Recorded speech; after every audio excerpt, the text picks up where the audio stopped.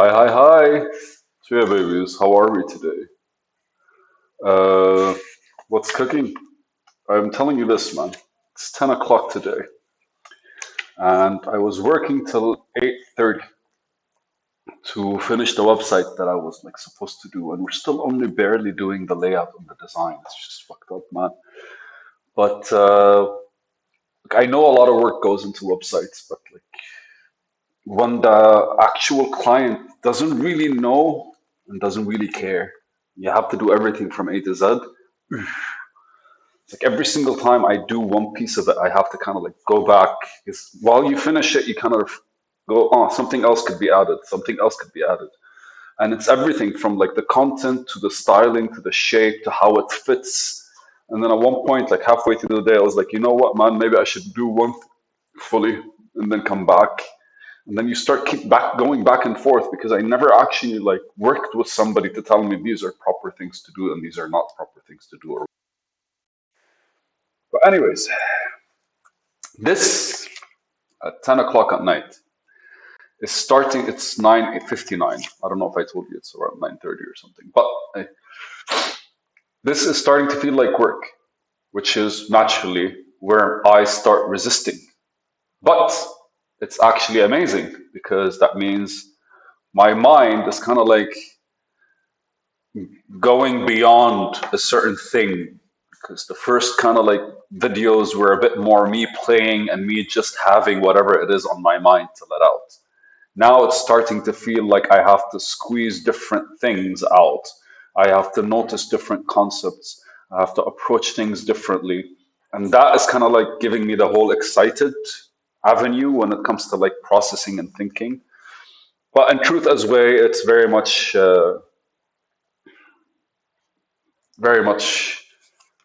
work, scheduled. So today's video is something I watched yesterday while watching an anime. And it was a beautiful thing was saying, like the setting of the anime is everyone's used to a certain set of rules, but because of these rules, they kind of like disparage other people that are not within the realm of these rules. And ultimately, what happens is like the stagnancy happens, pretentious fuckers start existing, and basically the people who are very much on top of these rules or privileged by these rules, they start taking advantage and doing whatever the fuck they want. Why? Because these rules support them and make them happen. And naturally, for me, that's something amazing. Well, I say amazing, it's because the nature of human beings. But for me, it's something like I can always relate, and not I think all of us can relate to that. But I always relate to what I'm trying to do, to the platform that I'm building, and to what I'm doing. I shouldn't say what I'm trying to do anymore. I should say what I'm doing. And ultimately, uh, they are trying to change society through a unique individual that has the potential to protect them. And that is basically the superpower that that unique individual has. And that superpower is him having no power at all. Like it's literally a story about like a land full of magic and this one person that doesn't have magic. But what he did was he basically worked on his physique to a point where the evil magic can't affect him anymore. Right? So basically their natural enemy, the best way to say it. And it's funny. But what they say is like one person was like pleading his case to the other very pretentious or like more privileged magicians. Our values change alongside history. Although redefining our own values takes courage. And instantly, when that happened, I took a step back, took my fucking trusty notebook, and I said, let me just write it down. Why? It's because change, whether we liked it to admit it or not, is going to happen on its fucking own. Most of us have been redirected, whether we like to admit it or not, through our past experiences. And us, as the individuals, from an intentional perspective, weren't really engaging with it the way we should intentionally have been. Us, as the human beings that we are, most of the time are passively changing, which is the most comfortable form of change. But that's also the change that doesn't really like, it doesn't really like, there are two ways for us to change. We either actively have to self reflect or we self actualize. Self actualizing is more putting myself in a certain scenario, situation, and doing my best to not necessarily to come out not dead. So the environment, you change the environment and then suddenly you're adapting to that environment. Actively self actualizing means you kind of have to go and you put yourself in an environment of choice. Most of the time, we think we're making choices, but we're making choices based on whatever options we have. We're not creating those options. We're not the ones that are like building on top of something that we want. It's whatever, oh, I would rather this than this, I would rather this than this, and slowly we kind of like get in the groove of things. And the other one is self reflecting, which they mention here. It's like our values take courage. Changing our values. What the fuck does that mean? That means you look at yourself and you go like, this doesn't suit me, but it's a part of my life. I have to actively work on something in order for it to be affected, changed, impacted, altered. I don't know how you want to describe it. But ultimately, we have to take a look at ourselves and be like, is what we're doing contributing to whatever's in front of us in a positive way or a negative way? Is it acceptable or not acceptable? Is it one of those things where I look at the world and I go like, this existing in me is supporting me and supporting the people around me, the environment around me, society, and all that positive shit. That takes courage. So I don't know if the discussion of today has already started. We've been rambling for about 7 minutes. But the discussion of today is us and our view of our values, maybe, and the values that we get to choose. And it goes back to a couple of videos I did back 60 episodes ago, maybe. But like our personal brand, where we decide what our mission is in life, what our vision is for life, what our values are for this life, and our principles, and we operate our day-to-day activity in the accordance to that so that our reality will shift to how we want it, and then this reality will translate to the world around us and to others realities within our realm, within our existence. I say realm because everyone literally is the center of their own universe. Like you see everything from your head outwards.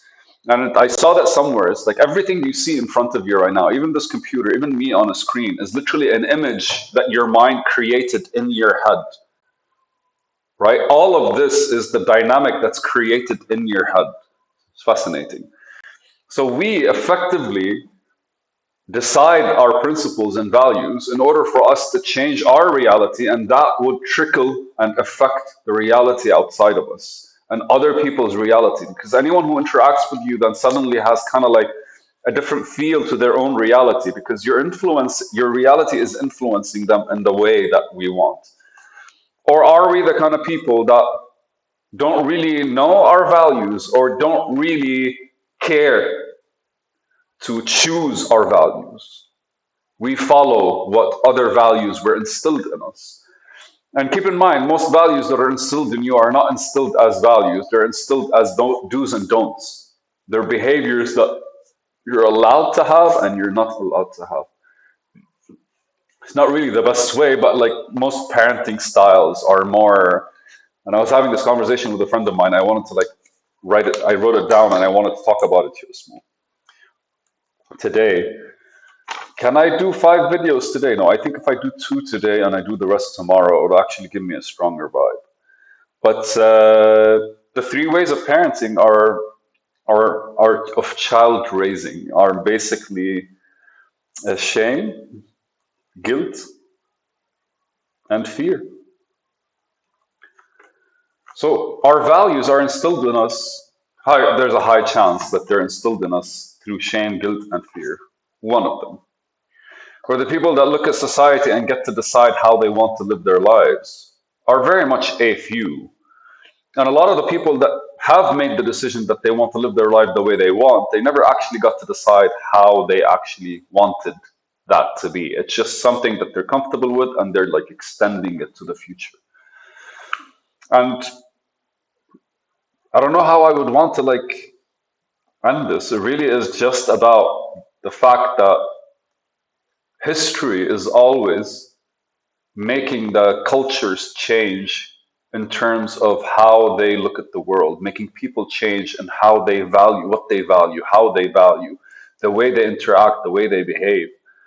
Generation after generation, we're always changing, and like these are conversations that go all the way back. Like Imam Ali talked about it. We like don't give your the other generation. He was talking about parents and kids. Like, don't teach your kids based on what you know, because they're born from a generation that's not yours. Imam Ali said that.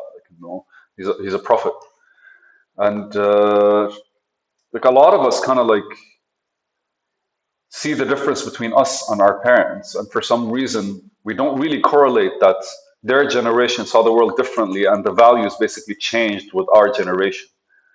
And imagine how impactful it would be if we became the generation that's more conscious about what our values are and how we want to approach them. Millennials and down, I don't think I can reach like Gen Xers or Gen Gen Xers. I think the best we could do is the best I could do is talk to millennials and to Gen Zers at this point. I don't know, man. Do you guys have any? Do you guys get to? Did you guys choose your values, or are they just were they there when you noticed that you have them, or if you ever noticed that you have them? I don't know. This is a video.